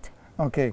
Now usually when we have fungus inside, like systemic, it has to do with the lower immune system. Usually that means your immune system is low. Ja, hij zegt van als je schimmel hebt in je lichaam, systemisch, dan heeft dat vaak te maken met een verminderd immuunsysteem. And one of the reasons could be problem with the sugar metabolism. En oorzaak kan zijn suikermetabolisme, dus hoe je lichaam omgaat met glucose. And this diet you can also implement for just boosting your immune system. Je kunt dit dieet ook gebruiken om je immuunsysteem omhoog te krijgen. Yes, this what's called health recovery diet does many things in your body, many good things. Dit gezondheidsherstel dieet doet veel goeds in je lichaam. It will strengthen your immune system. Het zal je immuniteit versterken. Because when we don't eat a lot, we have now more energy released to fight the infection. Als we niet te veel eten, dan hebben we meer energie over om infecties, tegen infecties te strijden. We also take under control glucose amount, sugar. With this diet, we also control sugar. Met dit dieet reguleren wij onze glucosegehalte ook. Yeah, so that's right. So you can also deal with infection with this diet for hypertension. So we can use it for high blood pressure, for diabetes, and for. Je kunt dit dieet dus gebruiken voor hoge bloeddruk, voor diabetes en ook voor infecties. Er is een vraag. There's a question there. Go ahead. Mm-hmm. She asked why do we call it a diet and not a lifestyle change? Right, because when we talk about what follows this diet, wat hierna komt, basically this is a preparation for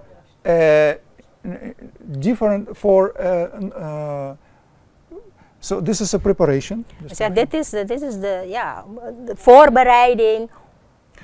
Where you come to a point when you can already add things that you would eat normally, like other fruits and other vegetables. So dit is een voorbereiding waar je op een gegeven moment op een punt komt waar je andere voedingsmiddelen kunt gaan toevoegen. On a daily basis, and your sugar will be normal. En dagelijks dat je dus dingen bijvoegt, zodat jouw suikergehalte normaal wordt. Because with this health recovery diet, you can resensitize your cells to the insulin. Met dit dieet kun je de cellen in je lichaam weer gevoelig maken voor insuline. And so once your cells became normally sensitized to the insulin, then you can add already other foods, and your insulin resistance will go away. Zeg, wanneer je cellen dus gewend zijn aan dit dieet en je cellen ook weer gevoelig worden voor insuline, dan kun je toevoegen. I hope I answered your question. Ik ben een levend bewijs van. Ik ben inmiddels een jaar medicatievrij. She says she's a living proof because she don't need medication anymore. So you had diabetes and you were able to take it? For 9 years. Yes. You know what? And I'm very happy for you because actually type 2 diabetes is very predictable. That's how we look at it. It's very predictable. Ja, ze is 9 jaar dus diabetisch geweest en met voeding is het overgegaan. I'm not exaggerating. We have thousands of people that went through over 50 years that our center exists. Over 50 years we had thousands of people that forgot the word type 2 diabetes. Ze hebben duizenden mensen begeleid die van hun type 2 diabetes zijn afgekomen.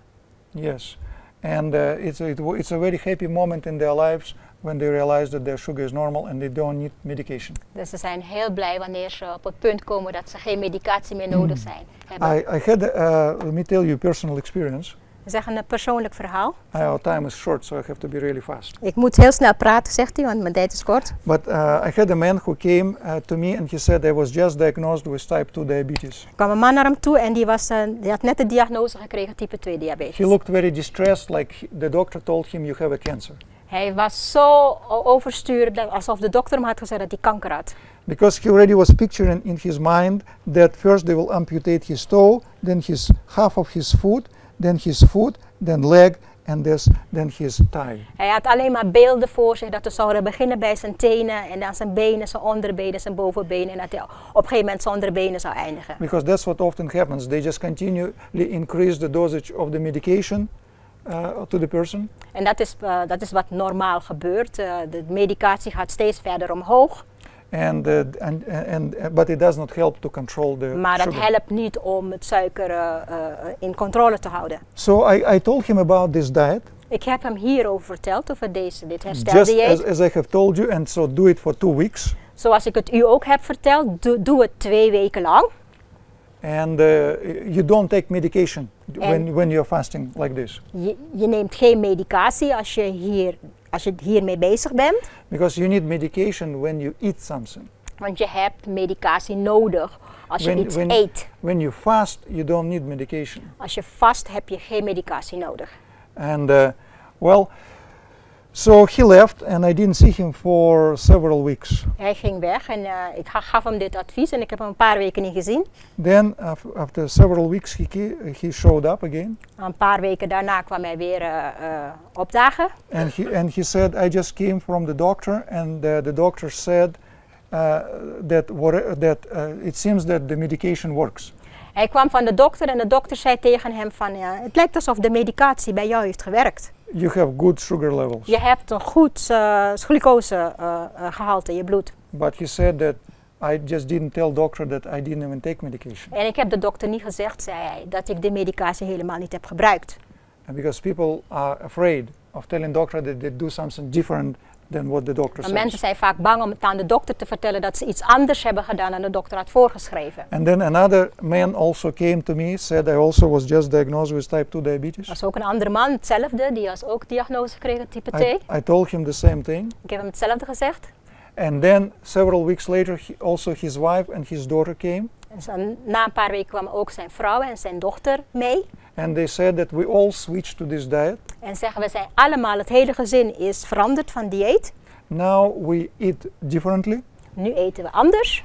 And we don't want to go back to our we previous lifestyle. En we willen niet terug naar een ander levensstijl. So out of support to their father, dus ze hebben hun vader gesteund. They all changed their lifestyle and their father is no longer diabetic. En ze hebben hun levensstijl veranderd. Hun vader is niet meer diabetisch. Yes. So this is very predictable when we deal with diabetes type 2. Voor type 2 diabetes is het erg voorspelbaar wat het proces is als wij dit dieet volgen. So let me go a little bit backward. We gaan even weer terug waar we waren. And so choose whole food and plant-based diet. Kies volwaardige en plantaardige voeding. Chew your food slowly and thoroughly. Kauw langzaam en grondig. Preferably, it's good for people with diabetes to eat actually 2 meals a day. Het is raadzaam om maar 2 maaltijden per dag te eten. Mensen die diabetes zijn. Now, in the conventional medicine, they tell you that you need to eat every hour and a half, 2 hours. In de what medicine? Conventional medicine. Oh, in conventionele medische wereld vertellen ze dat je elke uur of elke 2 uur moet eten. But when we eat very frequently, Wanneer we dus vaak eten, it actually stimulates the insulin resistance. dan stimuleer je juist de insulineresistentie. So once a Maak je het person juist goes erger. through this health recovery diet and they normalize the insulin, Wanneer mensen dus dat gezondheidshersteldieet they volgen, can have 2 meals and then a very light supper if they want to dan have hebben very ze light aan supper. 2 maaltijden en een hele lichte avondmaaltijd genoeg. And so space the meals at least 5 hours apart. We hadden het vorige keer ook gehad, liefst 5 uren tussen de eetmomenten. Drink water or herbal teas between meals. Drink water of kruidenthee tussen de maaltijden Then door. exercise. Beweging, lichaamsbeweging. For people with diabetes, exercise is very important. Voor mensen met diabetes is lichaamsbeweging heel erg Because belangrijk. exercise reduces the amount of insulin that is needed. Het vermindert de hoeveelheid insuline die je nodig hebt. And also helps to sensitize the cells for the insulin. En het helpt om de cellen weer sensitief, gevoelig te maken In fact, voor insuline. In fact, when we exercise, our muscle cells are capable of taking in glucose even without insulin. Als we lichaamsbeweging hebben, zijn onze spiercellen in staat om glucose op te nemen zonder insuline. But we still, of course, need insulin in Maar general. we hebben het natuurlijk wel nodig. So step 5 is eat blood sugar reducing foods, Eet voedingsmiddelen die de bloedsuikerspiegel verlagen. like the foods that are rich in fibers, like flaxseed and chia seeds, Voedingsmiddelen die heel veel vezels bevatten, zoals oats, lijnzaad. soy, and then we will skip all this Die because hebben we we al already talked about gehad. that. Ja. Get your sunshine. Ga zonnebaden. Rust, ja. Okay, get your sunshine because vitamin D is actually important also in the sugar control and your immune system in general. Vitamine D, dat maakt je huid dus als je gaat zonnebaden, is heel belangrijk voor de controle van diabetes. Diabetes en? The diabetes and the autoimmune disorders. Immuunsysteem, ja. Let me just briefly mention you one case that I just had not long ago. Hij zegt, ik wil u even kort bij een geval stilstaan. One mother called me. Een moeder die belde hem op. And she said that she has 3 children and all 3 of them are hypothyroid. Ze heeft 3 kinderen en alle 3 hebben last van hun schildklier, overwerkende schildklier. That means something is going on with 3 of her children that they start getting the thyroid begins to enlarge and the thyroid levels started going down. The levels of the thyroid hormone are reduced. Dus not hyperactive, low, underactive. yes, started going down. Alle 3 kinderen hadden last van hun schildklier en niet dat het omhoog, de schildklier overactief was, maar dat het dus minder werkte. That was very puzzling because they are teenagers and how in the world all 3 of them would have the same thing at the same time. Dat was heel raar, want hoe kunnen 3 kinderen van hetzelfde gezin, teenagers, alle 3 hetzelfde probleem hebben? Well, the long story short. Long story short, lang verhaal kort maken. It turned out that they all were low in vitamin D. Ze hadden allemaal vitamine D gebrek. So when mother began to supplement them with vitamin D and brought the vitamin D normal. Toen de moeder hun extra vitamine D gaf om het vitamine D gehalte omhoog te brengen, their thyroid function normalized in all 3 of them. gingen de schildklieren bij alle 3 weer normaal werken. Would you say it's amazing? I think it's amazing. So vitamin D is an important immune regulating hormone. Actually, vitamin D is not a vitamin, it's actually hormone. Vitamine D is een hele immuunregulerende vitamine.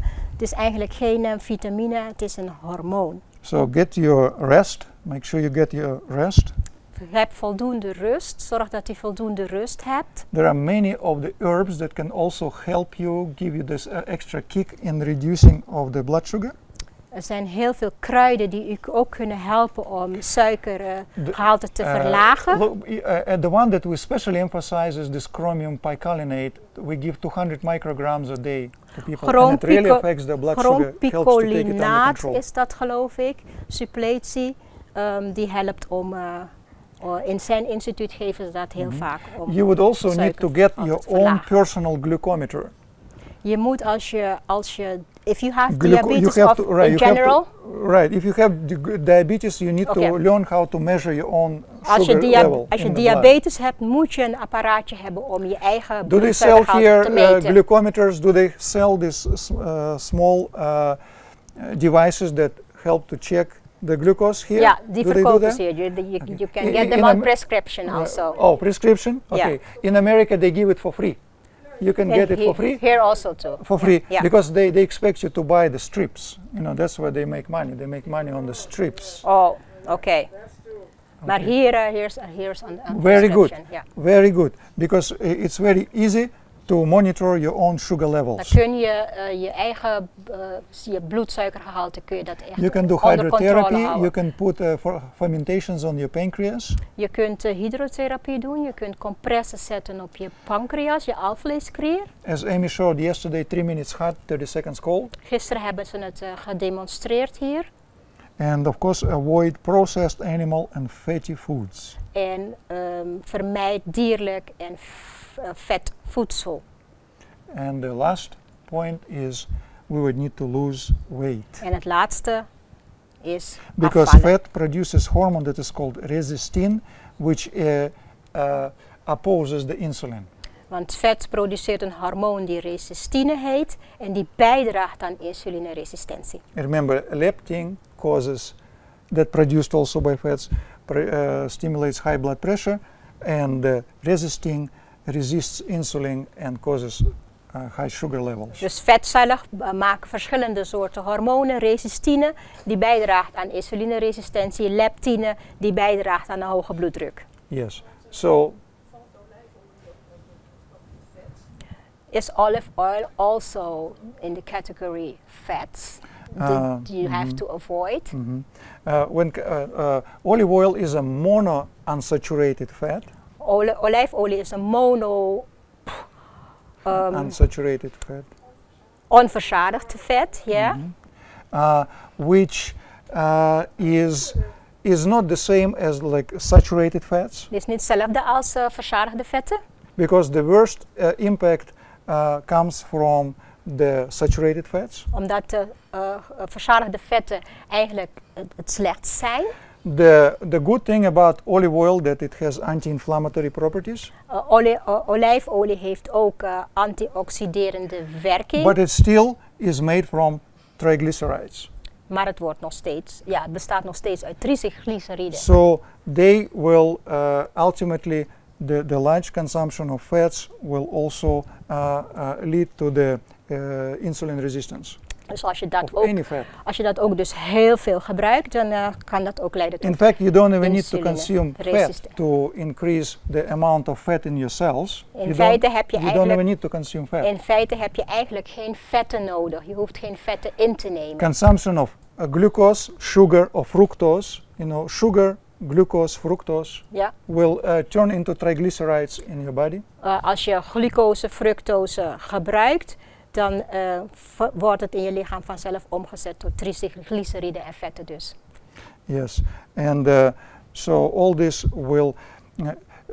This is what the healthy lifestyle or healthy diet is. It's consumption temporarily things that are good and to stay away from things that are bad. Het gezondheidsdieet is vermijden wat slecht is en gebruiken wat goed is.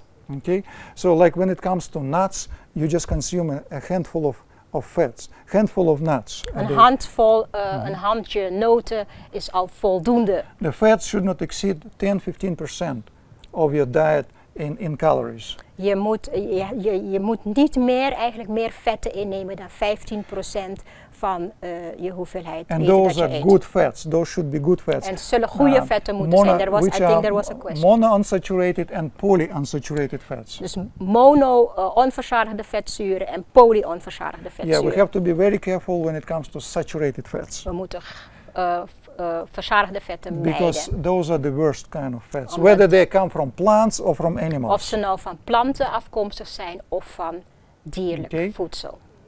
All right, go ahead. There was a question. Yes, ma'am. Ik zag op het lijstje She said that on the list, eggs were also off limit. What about that? I'm not sure. Eggs. On the list, on the slides, one slide back, they said avoid dairy and eggs. Tak, let's see. Eggs. Animal foods. Okay, yeah. So avoid dairy and so yeah. So the question is, why do we need to stay away? Oh, from eggs. Eggs. Yes. So why do we need to stay away from eggs? Yes. Because you. Ik eet er minimaal 14 per week. She eats 14 a week. Mijn suiker, als ik How many? 14 a week. 14 a week, 2 a day. eieren eet, blijft mijn bloedsuiker het allerbeste. She says she can control her blood sugar level the best with eating eggs. 2 eggs a day. I would say that two eggs a day is not everybody can handle that very well. Niet iedereen kan 2 eieren per dag eten. Because eggs are very high in cholesterol Eieren zijn heel hoog in cholesterolgehalte. and saturated fats, which actually can En dat zijn potentially verzadigde vetten. make an adverse impact on our bodies, because this can have adverse effect on our body. Die kunnen in ons lichaam juist tegenwerkende effecten hebben. So I'm really impressed that you're doing well with 2 eggs a day. Hij is onder de indruk dat u het wel kunt. But I don't know how common would it be, and I don't know if everybody would do as well as you are. En hij vraagt zich af of iedereen dat zou I don't know. Are you aankunnen. eating something else maybe that counteracts this, pretty Eet u high misschien cholesterol? iets dat I het would say. tegenwerkt, het hoge cholesterolgehalte I don't wat u know dan what's your inneemt? diet in general, in your lifestyle in general, because we would need to evaluate it in general and see why you're doing so well. Wat eet u in het algemeen dan nog? She is on a low carb. She's on a low carb diet. Yeah. Yes. Well, yeah, that explains a lot. So if you're on a low carb, then you can handle better the eggs rather than if you would eat just normal diet and you would add Ze is 2 op eggs. een koolhydraatarm dieet en hij zegt Ja. als je dat doet, dan kun je die cholesterolinname kun je dat wat beter handelen dan als je normaal koolhydraat It's zou like eten. if somebody would eat maybe even 3 eggs a day, but they would exercise a lot, they would have a very physically active lifestyle. It's not the same as if I would be eating 3 eggs and I would be just sitting on the couch. So how much you burn things is also a factor. Ja. Hij zegt hoeveel je ook verbrandt, dat is ook een factor. Als je bijvoorbeeld 3 eieren zou eten en niet zou bewegen, dan zou dat een ander effect hebben als je 3 eieren zou eten en wel bewegen. Okay, well, any other questions? Nog wat I'm vragen? grateful for the questions. Here's All a right. question. Yes. Over de I bloeddruk, don't als je zo'n understand. dieet doet, is het dan gelijk permanent veranderd? She says if you do such a diet, does it permanently lower your blood pressure? Actually, but you have to stay on this diet. Je moet er wel, You stay on this diet. vervolgen. So the question opvolgen. is, will this permanently lower the blood pressure? Or but we can add to this question, will this permanently normalize the blood sugar? Ja, dus ze vroeg van als ik dat dieet volg, zal mijn bloeddruk of suikergehalte permanent naar beneden gaan en daar blijven. And the answer is conditionally yes. En ze zegt van ja, voorwaardelijk, op voorwaarde dat u dat dieet volgt, ja. But you would have to stay with this diet. Maar je moet dit dieet blijven volgen. Because if the person will return to the previous lifestyle, Als je teruggaat naar je vorige levensstijl, then the dieet, situation will return to where they were. dan kan het terugkomen, de situatie terugkomen. Right. So for 2 weeks, you just normalize the sensitivity. That's the purpose of these 2 weeks, to normalize the sensitivity of the insulin. Met deze 2 weken dieet normaliseer je de situatie. Then you can already eat other fruits and vegetables, En dan kun je andere dingen toevoegen aan dat dieet. and your sugar should be normal. En je suikergehalte blijf je monitoren, dus het moet in controle blijven. But you have to avoid high fats, high sweet diet. Je moet vetten vermijden, te veel suikerhoudende voedsel vermijden. Basically, all that stuff that cause the diabetes in the first place. Alle dingen die eigenlijk de diabetes of de hoge bloeddruk hebben veroorzaakt. Remember to exercise. Zorg dat je voldoende beweging krijgt. And control your stress and all other things. En al die andere dingen. Stressniveau. Ben je bekend met, ik zie bijvoorbeeld voor mij witte rijst, bloem, brood, pasta. Ben je ermee bekend dat als je pasta rijst kookt en af laat koelen en opnieuw weer opwarmt, dat het lagere afgifte geeft, waardoor je bloedsuiker stabieler blijft? He says, do you know that if you cook your rice or your pasta and you leave it to cool down, that it's better than to eat it hot because it gives lower sugar release if you eat it cold. You have to let it cool off, and some of them say you have to cook it 2 times. Then it is not as bad as when you eat it right away when you cook it. If you are acquainted with that. Well, what makes impact on the blood sugar? If are you talking just specifically on its impact on sugar, or is that what you're talking about in terms of the sugar levels? Yeah, the sugar levels. Yes. Well, as we understand, the rice is primarily starch. It's voornamelijk zetmeel. And the starch is made from many simple sugars. Het is zetmeel zijn simpele suikers in feite.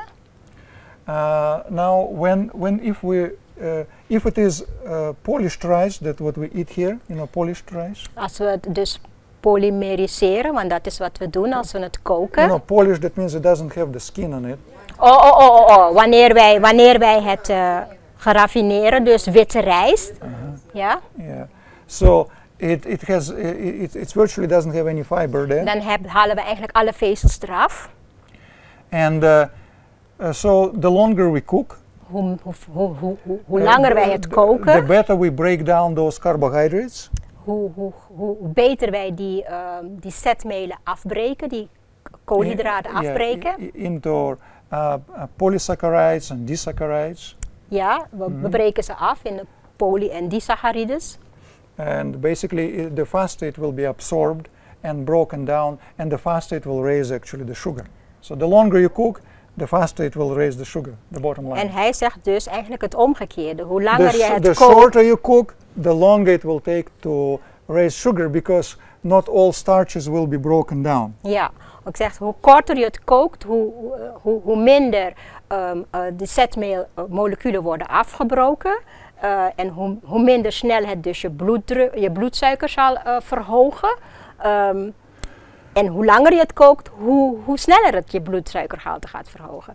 But she had her question was a different. It was a different question. I know, but so I don't see a connection really between cooling down or eating it hot.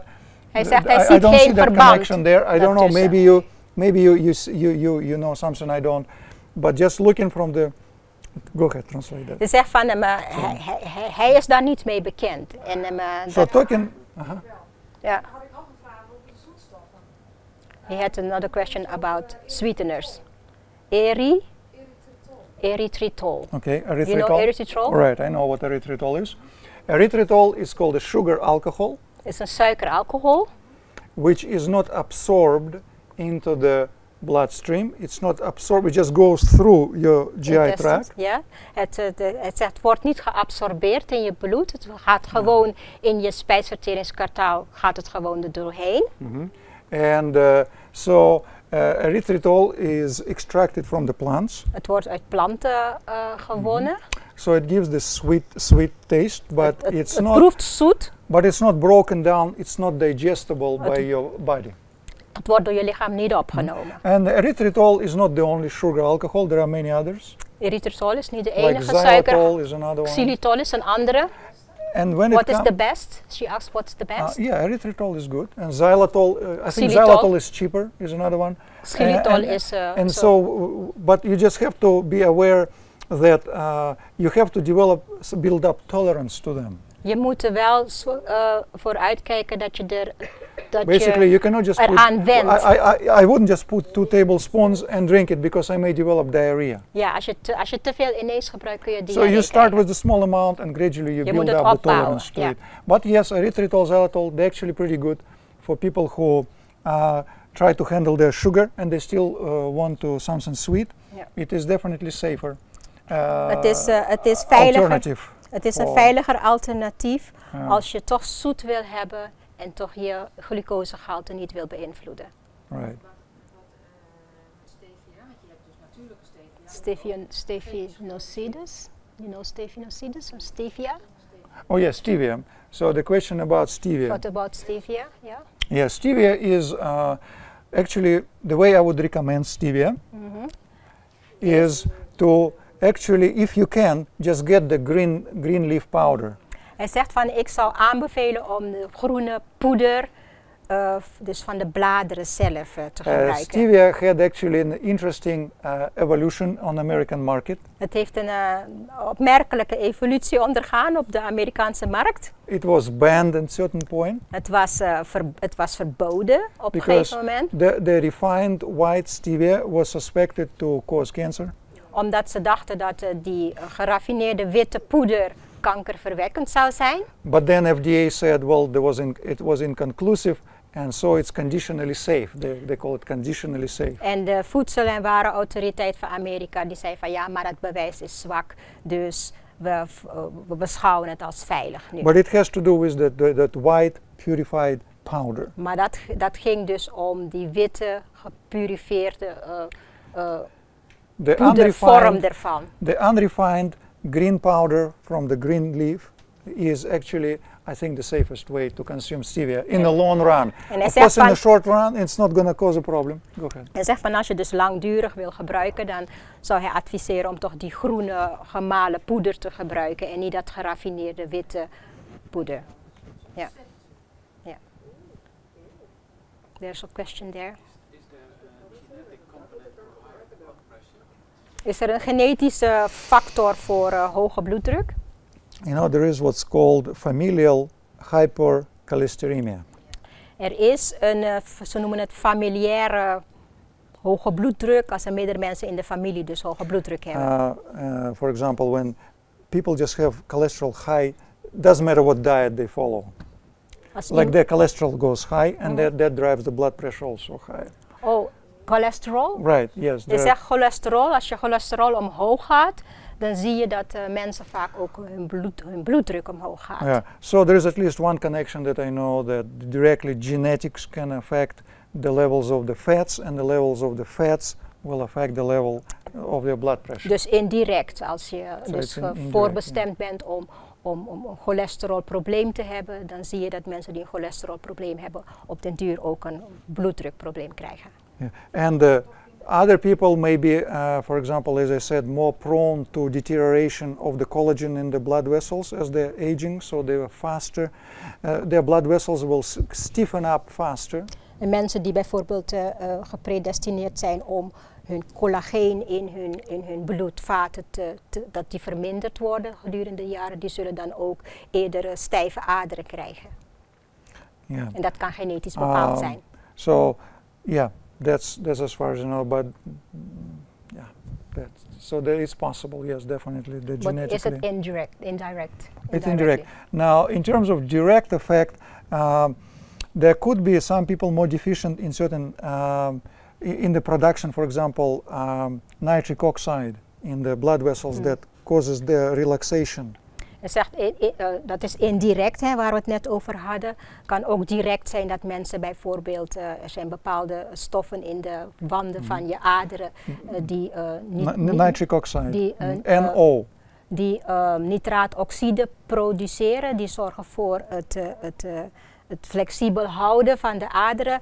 En als dat proces dus niet goed gaat, als dat genetisch bepaald is, dan is dat zou dat een direct effect kunnen Because zijn. nitric oxide is the most powerful relaxant of the blood vessels. Yeah. It's very important for the relaxation of the blood vessels. Nitraatoxide zorgt dat de aderen zich ontspannen. And for example, L-arginine that we were talking about earlier, it's an amino acid L-arginine. Ja, die aminozuur waar we het over hadden, hè? L-arginine. The way it actually lowers blood pressure, that it increases the levels of nitric oxide. En het werkt dus op de gehaltes van nitraaoxide. Direct. Yeah. And actually plant food is beneficial because plant proteins are usually high in L-arginine, whereas the animal foods, they're high in L-lysine. Oké, en hij zegt van hem waar het plantaardige dieet dan het voordeel bij komt kijken, is dat plantaardig voedsel heeft een hoger gehalte aan L-arginine en dierlijk voedsel heeft een hoger gehalte aan L-lysine. Je zegt lysine. En die arginine die werkt juist ontspannend op de aderen. En dan heb je het dus uit je voeding direct. So with the plant food, you will actually have high production, better production of the nitric oxide. Dus maar als je plantaardig eet, dan heb je dus een betere productie van as well as it inhibitory to the development of the atherosclerosis, versus the L-lysine actually stimulates production or makes you at higher risk to produce the plaques, atherosclerotic plaques. En hij zegt van L-arginine werkt ook het ontstaan van afzettingen in je aderen tegen, terwijl L-lysine, die je dus in dierlijk voedsel hebt, dat juist weer stimuleert. Dat je meer afzettingen krijgt in je aderen. Oké, thank you. Dus als je FH hebt, geconstateerd is, kun je dus wel met een plantaardig dieet. Wat is FH? Dat familiair. Oh, oké, ja. Dan kun je dat dus wel beïnvloeden, positief. It says if you know that you have familiar hypertension, then you can. Is it talking about hypercholesteremia or hypertension? No, FH. Familiar Hypertension. Je had het toch over bloeddruk? Yes, familiar bloeddruk. Yes. If you know that you have that, then you can control it with eating more plant-based diet. Then. Yeah, I would do my best definitely to implement all these principles.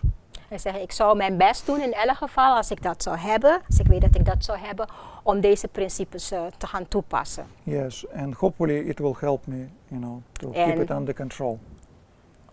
Hopelijk dat het zal helpen. Okay. Okay? Any other? Okay, go ahead. Hoe zit het met Himalaya zout en Keltisch zout? What about Himalayan salt or Celtic salt. Celtic salt. Now, this question. What about Himalaya salt of Celtic salt? Okay. So let's talk about salt now. There are different types of salt. Er zijn verschillende soorten zouten. And you heard about sea salt, you heard about zeezout, Celtic salt, you heard about Himalayan salt. Je hebt Himalaya zout. Maybe you heard about real salt. Misschien heb je ook gewone zout. and now the difference between them is that they have more minerals, different kind of amount of minerals in them. Het verschil is dat er min of meer mineralen in zitten. And so they will vary in actually the percentage of sodium chloride in them, because salt is actually sodium chloride. En de variatie zit dus in het gehalte natriumchloride die erin zit, naast andere mineralen. Which is a white substance. En natriumchloride is wit. So when they take, for example, sea salt, they refine it, they purify it, they bleach it, and so they add some calcium as a flowing agent, so they would flow well and look white. Zeg van als ze bijvoorbeeld zeezout nemen, dan raffineren ze het, ze malen het, ze voegen wat calcium toe, zodat het wat witter lijkt en wat poederiger wordt. And they remove all the minerals that would naturally come with the sea salt. En ze halen al de mineralen, andere stoffen die erin zitten, als het natuurlijk zeezout zou zijn, halen ze eruit. En wat overblijft, what's left is. Right, what's left is just sodium chloride. En wat overblijft is gewoon natriumchloride. Which is, it's extremely salty. If you will try, for example, Himalayan salt, and you will try table salt, you will realize that it's much salter than the Himalayan salt. Het smaakt ook anders als je Himalaya zout proeft en zeezout proeft en gewone tafelzout proeft, dan is tafelzout zouter dan Himalaya zout. Yeah, and the reason why is because there is more minerals in the Himalayan salt. Er zijn meer mineralen, andere mineralen in Himalaya zout dan in gewoon tafelzout. It just have less amount of sodium chloride, but the sodium chloride is still sodium chloride. Het heeft minder natriumchloride, maar natriumchloride is natriumchloride. So if I'm concerned about my sugar, concerned about my blood pressure and the salt, Als ik dus me zorgen maak over mijn bloeddruk, I can en over overdo with Himalayan salt too. kan ik ook te veel Himalaya zout gebruiken. I can overdo with Celtic salt. Ik kan ook te veel Celtic zout gebruiken. I can still consume too much sugar. For example, if I have diabetes with grapes, I don't necessarily have to eat candies. Hij zegt van ik kan ook overdrijven met grapefruits of met druiven of met snoep. So we can still overdo even with things that are healthy. We kunnen dus ook te veel goede dingen. But the Himalayan salt, yes, gebruiken. it's much better. Maar It's much Himalaya better, zout is beter. because dan it gives you also many minerals that our geeft body je will ook benefit andere from. mineralen die je lichaam ook nodig heeft. Kunt gebruiken. Maar nog steeds een kwartje van Stil. You can take a little more of the omdat er Himalayan minder- salt, because we're talking about the table salt Ja. here. Half to a 3/4. You can have a little more of the Himalayan salt, definitely. Ja. Oké? Now, every time I don't take salt, I have here things. I don't know why. I tried to I not don't eat understand. salt. If she takes salt, she gets pain here. Yeah. Yeah. Als je wel zout eet. Nee. As if she doesn't eat salt. I have that. I don't know why then. Yeah. Yeah. Well, I'll probably have to talk personally with you about that. At this point, Huh? Als zij geen zout eet, dan heeft ze pijn. I think our time Ik denk dat is ons tijd. definitely up. We Yeah. actually went 33 minutes over the time that we Yes.